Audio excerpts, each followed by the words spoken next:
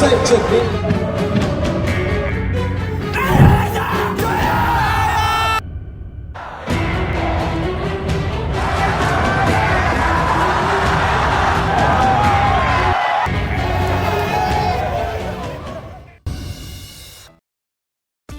bukan mengakui, media Malaysia nobatkan Timnas Indonesia sebagai tim terbaik ASEAN pada 2024. Apa itu? Begini sebabnya.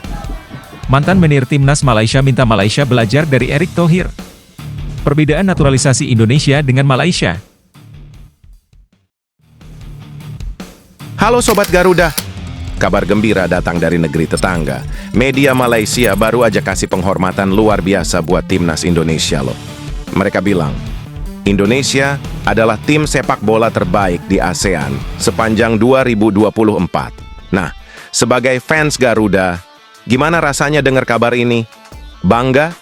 Atau mau bilang, ya, akhirnya mereka sadar juga. Prestasi Garuda makin keren. Jadi, kenapa sih media Malaysia sampai nobatkan Indonesia jadi yang terbaik? Ada banyak alasannya. 1. Lolos ke 16 besar Piala Asia 2023. Meski harus rela kalah telak 0-4 dari Australia, di fase gugur, lolosnya Indonesia ke babak ini udah jadi sejarah tersendiri. Terakhir kali kita main di Piala Asia aja itu tahun 2007. Kalau sekarang bisa tembus 16 besar, itu kemajuan luar biasa kan? Ronde ketiga, kualifikasi Piala Dunia 2026. Di ronde ketiga ini Garuda ketemu tim-tim raksasa Asia kayak Jepang, Australia, dan Arab Saudi. Tapi Indonesia nggak keder. Sekarang kita ada di posisi ketiga klasemen. Sementara grup C. Cuman beda 1 poin dari runner-up. Serius deh. Ini tim kita makin jago apa lawan yang mulai gugup ketemu kita ya? 3. Garuda muda bersinar. Bukan cuma seniornya yang bikin geger, tim U23 kita juga cetar.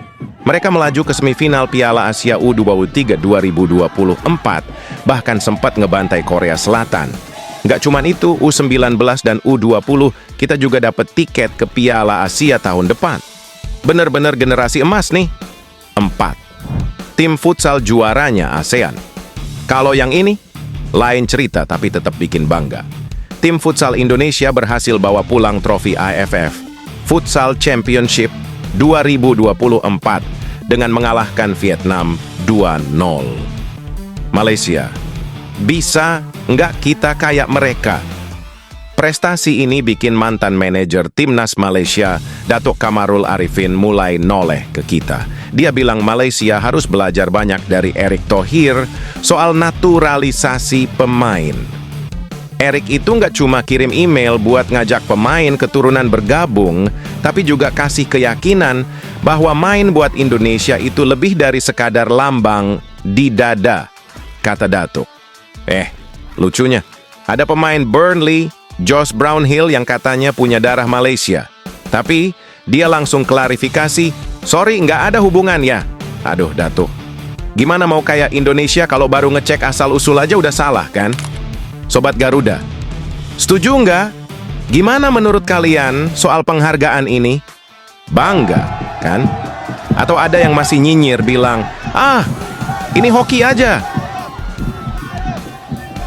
Naturalisasi pemain keturunan, Indonesia unggul, Malaysia tersandung. Sobat Garuda, akhir-akhir ini program naturalisasi pemain keturunan jadi topik panas di Asia Tenggara. Kalau Indonesia sukses bikin pemain-pemain berdarah Garuda bangga pakai jersey Timnas, Malaysia justru keteteran. Bahkan, kisahnya sampai dibahas sama media Korea Selatan. Loh, gimana ceritanya? Yuk, kita bahas sambil ngopi bareng kita.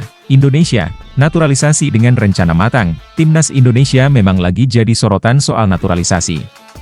Program ini berhasil membawa nama-nama besar seperti Jay Itzes, Ivar Jenner, dan Rafael Struijk, yang gak cuma bergabung, tapi juga langsung nyetel dengan tim. Media Korea Selatan, Sports Hankook, memuji strategi ini.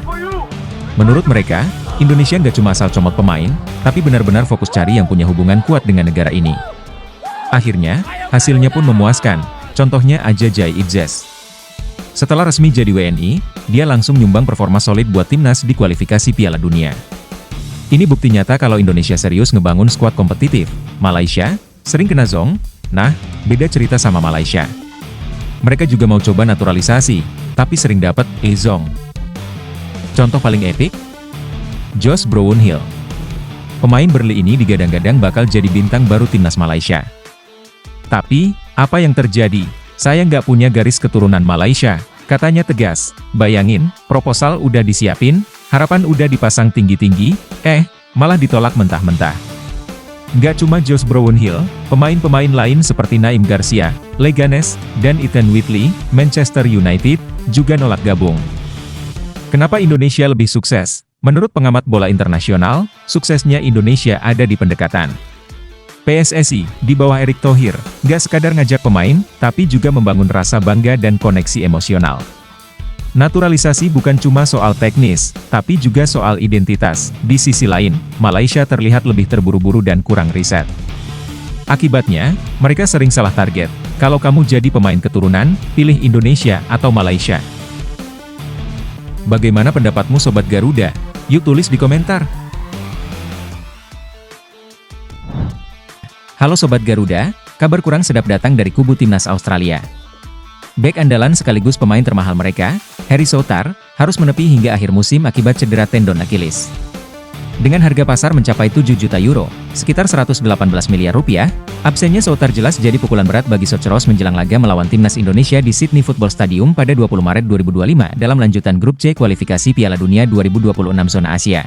Performa oke di klub, malang di akhir. Meski berstatus pemain Leicester City, Souttar tengah dipinjamkan ke Sheffield United di Liga 2 Inggris. Penampilannya luar biasa, mencatatkan 21 pertandingan dan membantu timnya bertengger di posisi kedua klasemen sementara, hanya terpaut 1 poin dari Leeds United. Sayangnya, jelang laga kontra West Bromwich Albion, Souttar mengalami cedera tendon Achilles, yang membuatnya dipulangkan ke Leicester City untuk menjalani pemulihan. Buat yang belum tahu, cedera ini lumayan parah karena melibatkan tendon penghubung antara otot betis dan tumit. Jadi, butuh waktu panjang untuk pulih sepenuhnya. Dalam unggahan Instagramnya, Souttar mengungkapkan rasa terima kasihnya kepada Sheffield United sekaligus mendoakan kesuksesan tim hingga akhir musim. Terima kasih kepada semuanya di Sheffield United. Klub luar biasa dengan orang-orang luar biasa. Sayangnya, saya harus keluar untuk sementara, tulisnya. Duka beruntun di lini pertahanan Australia, absennya Souttar memperpanjang daftar pemain belakang Australia yang tumbang. Sebelumnya, Alessandro Circati, bek Parma, juga mengalami cedera ACL sejak September 2024. Circati kemungkinan baru bisa pulih pada awal April 2025, tepat setelah laga melawan Indonesia. Kehilangan dua bek inti ini jelas jadi kabar baik untuk Sintayong dan anak asuhnya.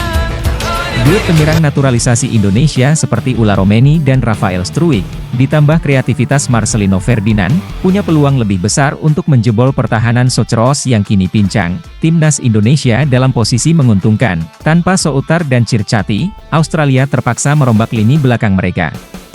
Situasi ini bisa dimanfaatkan Indonesia untuk mencuri poin penting di laga tandang. Apalagi, skuad Garuda juga akan mendapatkan dukungan langsung dari ribuan diaspora Indonesia di Sydney. Bagaimana, Sobat Garuda? Apakah kita bisa memanfaatkan kondisi ini untuk meraih kemenangan bersejarah di kandang Australia?